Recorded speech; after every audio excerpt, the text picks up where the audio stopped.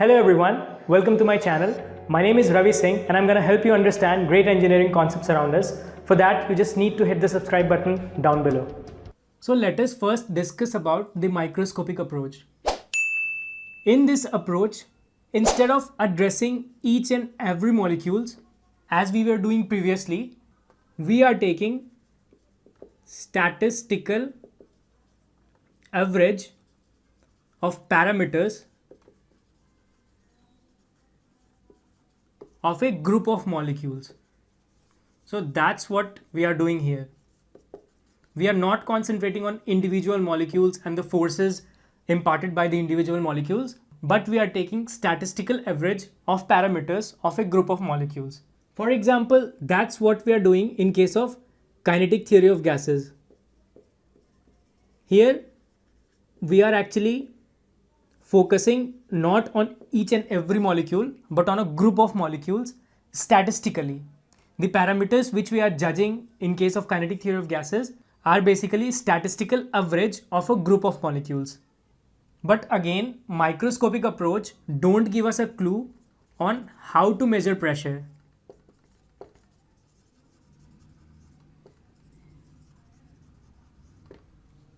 But here we can actually find pressure as a consequence of statistical change in momentum. Statistical change in momentum for a group of molecules. Okay, there will be a group of molecules and as a result of this statistical change of momentum of these group of molecules, we will be able to find out the force which when divided by the area will give us pressure. So this is how actually we approach on finding the term pressure in case of microscopic approach. And obviously this statistical change in momentum is brought about by the collision which these molecules undergo as a result of random motion that we discussed. Now let us discuss about the macroscopic approach. In this approach, the overall behavior of fluid consisting of vast majority of molecules are considered. Here we are bothering about the overall behavior of vast majority of molecules. Okay, we are not bothering about some handful number of molecules or individual molecules, but vast majority of molecules. Like any property, say for example pressure, if we want to measure the pressure, then suppose this is the container that we have taken previously. Then simply what we are going to do in this macroscopic approach is that we are going to fix a pressure gauge, say this, because this pressure gauge is basically working upon this macroscopic approach. So what this pressure gauge basically does is that as a result of vast number of collisions within a particular time, say delta t from t1 to t2, as a result of time average of normal force due to the bombardment of molecules on this gauge, per unit surface area of collision on this gauge will give us the pressure. So this is how macroscopic approach works. We are not dealing with some handful number of molecules, but we are concerned about a vast majority of molecules and their overall behavior. And that's how the pressure is being calculated by a pressure gauge. And if this macroscopic approach works, then it is best for us. Why it is best for us? Because then we can take this fluid as a continuous medium.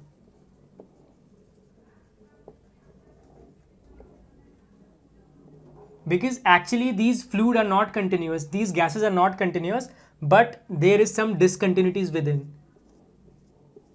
So if macroscopic approach works, then we can take this gas or any fluid within this container as a continuous medium, disregarding the discontinuities within. And this is known as the continuum hypothesis. I will tell you what is the benefit of this. Like why it is best for us when this holds. So what is the condition at which we can comfortably say that this continuum hypothesis holds? So this is basically judged by a number known as Knudsen number. And what is this Knudsen number? This is the ratio of molecular mean free path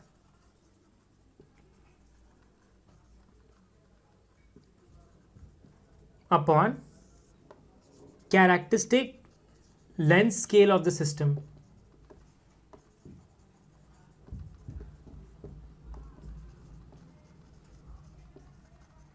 This is denoted by lambda and this is denoted by L. So what are these things? Like, what are this molecular mean free path and characteristics length scale of the system? So this molecular mean free path or lambda is basically the average distance traveled by the molecules, because molecules are in random motion. So average distance traveled by the molecules before encountering a collision, or say before collision. So suppose I am taking a container and inside this container I am taking a molecule, two molecules I suppose. So this molecule just now collided with some other molecule here, and after this first collision, now it is going to collide with some other molecule. So just after this first collision, the distance traveled by this molecule, say this is first molecule, to encounter the next collision with this molecule 2, say this is molecule 0. So after this molecule 1 collided with molecule 0, now this is going to collide with another molecule 2. So this is just after the collision of molecule 0 with molecule 1 that it is going to collide with other molecule 2. So this distance that this molecule travels before colliding with the molecule 2, this is known as lambda, which is the molecular mean free path. And this characteristic length scale of the system is basically the distance over which the characteristic changes takes place within the system. Say for example, I am having this cylinder and a liquid is flowing within this cylinder. Then obviously due to no slip condition, the velocity will be 0 here of this liquid, and at the mid of this cylinder, the velocity will be maximum. So this is basically the distance, the characteristic length over which the velocity is changing from 0 to say some maximum velocity Vmax. So this is here the characteristic length scale of the system, which is radius. And we are generally taking it 2 into radius, that is diameter, because the order of this radius and diameter is same. So it will not going to make a difference. Both are actually the same in terms of order. So for considering the medium within the container as continuous, this continuum hypothesis must hold. And for this continuum hypothesis to hold, this Knudsen number, that is Kn, must be less than 0.01. Then we can consider the system of this gas as a continuous medium. So why we are giving so much emphasis on this continuum hypothesis? What is the benefit when we consider that this continuum hypothesis holds? Well, the benefit is that when the continuum hypothesis holds, then we can comfortably apply the differential calculus.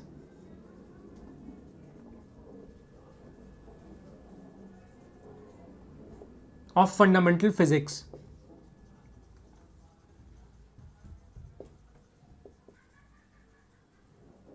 In order to find the gradient of properties.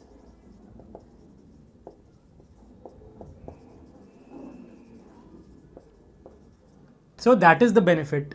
That's why we are giving so much emphasis on this continuum hypothesis. So for further discussion, we are assuming that this continuum hypothesis holds. So that was all about the basics of pressure. Now there are two more confusing terms related to pressure, that is the static pressure and the dynamic pressure. So we will discuss separately about these two terms, that is static pressure and the dynamic pressure. And for that, we are assuming that this macroscopic approach works, that is Knudsen number is less than 0.01. So this is all about this video. Thank you. Also, for more exciting contents about science related stuffs in the form of news, videos or articles, don't forget to like our page Science Talk on Facebook, for which the link is given below.